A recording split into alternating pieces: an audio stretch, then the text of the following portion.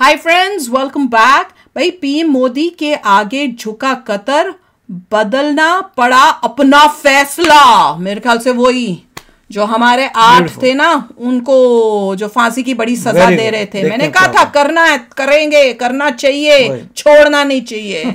कमाल हो गया।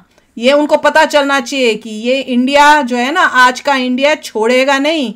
हमारे अपनों को तुम करके देखो, ऐसे फंसाया। और साथ में मेन ये था कि वो उन्होंने कम्युनिकेशन ही नहीं किया इंडियन गवर्नमेंट के साथ इससे रिलेटेड। बस दादे बने, अपना ही कोई वहां पे कोर्ट कर दिया। और वो कोर्ट भी सुना था ऐसा है कि जिनके ऊपर आप एक्यूज कर रहे हो, हमारे जो इंडियन नेवी के एक्स ऑफिसर्स हैं या जो भी थे, उनको कोई वकील या कोई कुछ दिया ही नहीं। बस उनके ऊपर इल्जाम, दूसरी तरफ से वो इल्जाम लगा दिए। भैया प्रूव हो गया कैसे हुआ, उनको बोलने का कुछ, सफाई देने का कोई नहीं उनको दिया, और भैया फांसी की सजा। ये था इनका कोर्ट सिस्टम यहाँ पे। तो चलो वीडियो शुरू करते हैं। वीडियो शुरू करने से पहले अगर आप चैनल पर नए हो और आपने अभी तक सब्सक्राइब नहीं किया तो जल्दी से पहले सब्सक्राइब के बटन और बेल आइकन को क्लिक कर लो, ताकि आपको हमारे सारे न्यू वीडियोस के नोटिफिकेशन मिल जाए जैसे हम अपलोड करें। अगर आपको वीडियो पसंद आता है प्लीज लाइक एंड शेयर। चलिए शुरू करते हैं। और दूसरे 2 चैनल्स को भी सब्सक्राइब कर लेना, लिंक से डिस्क्रिप्शन बॉक्स में, वहां पे भी आपके रिक्वेस्टेड वीडियोस आ रहे हैं। पीएम मोदी के एक पत्र ने हिला दिया कट्टर मुस्लिम देश कतर को। 8 पूर्व भारतीय नौसैनिकों की फांसी पर लगी रोक, एक्शन देख कांप उठे मुस्लिम देश। कतर पीएम मोदी के आगे घुटने टेकने पर हुआ मजबूर, बदलना पड़ा अपना कानून। भारत की ताकत देख पूरी दुनिया में मचा हड़कंप, दुश्मनों को लगी मिर्ची। पीएम मोदी ने असंभव को भी संभव कर दिखाया, कभी न माफ करने वाली सजा पर कतर का पूरा सिस्टम हिलाया। ताकत देख पूरा देश बजा रहा ताली। जी, जिस बात की आशंका थी आखिरकार वही हुआ। मोदी की ताकत के आगे कतर घुटने टेकने पर मजबूर हो गया। कतर हाथ जोड़कर अब अपनी गलती के लिए माफी मांग रहा है। मोदी ने कतर का पूरा सिस्टम हिला दिया है। कतर के साथ साथ 56 मुस्लिम देश भी पीएम मोदी की ताकत को देखकर सदमे में चले गए हैं। कैसे पीएम मोदी ने कूटनीतिक चाल चलते हुए कतर के संविधान को, कतर के कानून को ही बदलने पर मजबूर कर डाला। बताते चले कि आज तक कतर किसी भी देश के आगे नहीं झुका, लेकिन भारत के आगे वो झुकने पर मजबूर हो गया है। मोदी के इस मिशन में कोई भी देश शामिल नहीं रहा, न ही पीएम मोदी ने किसी देश की मदद ली। मोदी ने अपने विदेश मंत्रियों के साथ कई बड़े अधिकारियों को इस मिशन पर लगा रखा था, जिसका परिणाम ये रहा कि कतर वो करने पर मजबूर हो गया जिसका अंदाजा दुनिया की किसी भी देश को नहीं था।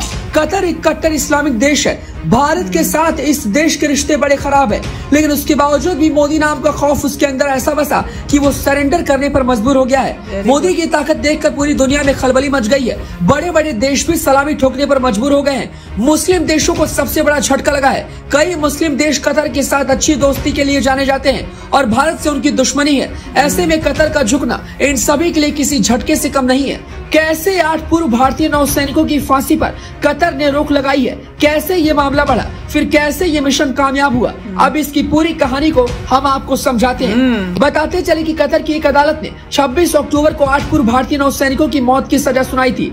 इन रिटायर्ड पूर्व नौसैनिकों पर जासूसी के आरोप लगे थे। निजी कंपनी अल दहरा के साथ काम करने वाले भारतीय नागरिकों को कथित तौर पर जासूसी के एक मामले में पिछले साल अगस्त में गिरफ्तार किया गया था, लेकिन कतर ने इन सभी के ऊपर लगे आरोपों को कभी सार्वजनिक नहीं किया, न ही कोई सबूत दिखाने में कामयाब रहा। इन सभी की सजा पर कई जमानत याचिकाएं भी खारिज हुई, लेकिन पिछले महीने कतर की अदालत ने उनके खिलाफ फैसला सुनाया और फांसी की सजा देते हुए सभी को फांसी की सजा सुनाई। इस सजा के बाद भारत में हड़कंप मच गया और हर तरफ इन 8 पूर्व नौसैनिकों की चर्चा होने लगी।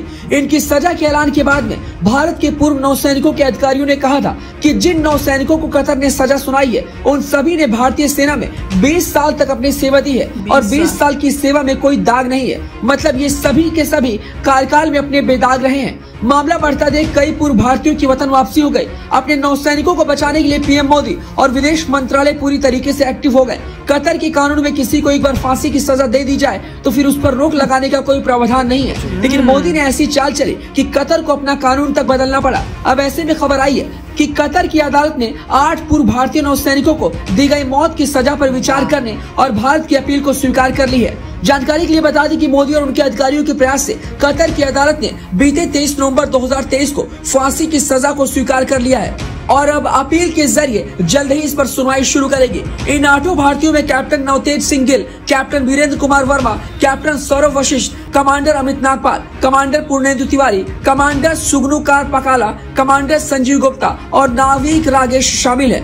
जो पूर्व में भारतीय नौसेना में अपनी सेवा दे चुके हैं और वो कतर की एक निजी कंपनी में कई सालों से काम कर रहे थे। इन 8 भारतीयों की फांसी पर रोक लगाने में सबसे बड़ी भूमिका पीएम मोदी और विदेश मंत्रालय के प्रवक्ता अरिंदम बागची के साथ एस जयशंकर ने निभाई है। कुल मिलाकर भारत की ताकत एक बार फिर से पूरी दुनिया में दिखी है। मोदी को भले ही पूरा विपक्षी दल घेरता रहे, लेकिन जब किसी विदेशी मसले की बात आती है तो विपक्षी और दुश्मन भी ताली बजाने पर मजबूर हो जाते हैं। एक तरीके से पीएम मोदी का एक और ऑपरेशन सफल हुआ। मोदी के इस प्रयास पर हर एक भारतवासी सलाम कर रहा है और ताली बजाने पर मजबूर है। पीएम मोदी के इस सफल ऑपरेशन को लेकर आप क्या कुछ कहना चाहते हैं, हमें अपनी राय कमेंट बॉक्स में जरूर बताएं। अमेजिंग, कोई कर सकता था मोदी जी। हाँ तो करवा तो दिया, जिस तरह से ये थे इन लोगों का तो स्टे मिला है और अपील में फाइट होगी, वहाँ पे भी करेंगे। और मजे की बात ये है कि ऐसी तहलके वाली न्यूज जो है ये अल जजीरा कवर करता नहीं करता, क्योंकि कतर का ये अल जजीरा क्या वो बोलता है कि भैया हमारा लॉ था और हमें लॉ अपना चेंज करना पड़ा, हमें स्टे करना पड़ रहा है, क्यों इंडिया ने अपील कर दी और अपील की सुनवाई होनी है अभी। ये अल जजीरा बोलता है। दूसरा जब हुआ था फांसी का तब तो बड़ा जोर वोर तो बड़ा शोर मचा रहा था अल जजीरा, अब क्या बोलेगा, वी हैव टू सी। बिल्कुल, पर मैं कह रही हूँ ये जो कर सकता था कोई तो मोदी जी कर सकते थे। मैं कह रही हूँ थैंक गॉड हमारे पास एक गवर्नमेंट है। नहीं अभी तो कांग्रेस होती क्या करती, कुछ भी नहीं, हमारे तो है ही नहीं कंट्रोल में, उनका तो अपना लॉ है, फलाना ठमकाना कर रही है। हमारे लॉयर्स जाएंगे वहाँ पे फाइट करेंगे और ये भी हो सकता है छुड़ा के ले आए। हाँ लाएंगे, देखते जाओ, वो आएंगे वापस। तब जो है पूरा देखना पड़ेगा कि इंडिया की पावर देखो कि कहाँ उन्होंने फांसी की सजा दी, इससे ये पता चल रहा है छुड़वा दिया। नहीं, इससे ये क्योंकि स्टे ऑर्डर करवाया है, इसका मतलब उनके केस में कहीं पे वो जो है फ्लॉज दिखे हैं और उस वजह से उनको करना पड़ा स्टे। अगर तो उनका केस पूरा पक्का होता, उनके पास सबूत होते कि वाकई ये हुआ है, फलाना ठमकाना, तो अकड़े होते, वो कहते नहीं करना। पर ये देखो स्टे हुआ है, ये स्टे देने वाले थे किसी को, कभी लाइफ में देते हैं, नहीं देते। उनको पता था कि स्टे जो है नहीं दिया तो क्या होगा। इंडिया के सामने अब उनकी जो है थोड़ी ये अपना इंडिया है, ये काफी अच्छी बात है कि इंडिया के सामने वो टिक नहीं पा रहे। अब देखना है कि कैसे क्रश होते हैं, उसके बाद से उनको ये याद रहना चाहिए सबक कि अगली बार से ऐसा मत करना। ये पुराना वाला इंडिया नहीं है, नया वाला इंडिया है, ये तुमको पूरा उड़ा देगा। और ये याद रखना चाहिए हमारे इंडियन को, ये नया इंडिया बनाया किसने? बीजेपी, मोदी जी ने। अगर ये नया इंडिया इतने सालों से जो मोदी जी मेहनत करें, बीजेपी मेहनत कर रही है, वो मेहनत करके नहीं बनाया होता तो ये इस टाइम हम उतने ताकतवर नहीं होते कि इनको रोक सके। छोटा सा नेशन है, गलत एक्टिविटीज करता है। अभी जो डील हो रही है बिटवीन हमास और इजराइल, वहां पे हो रही है जी।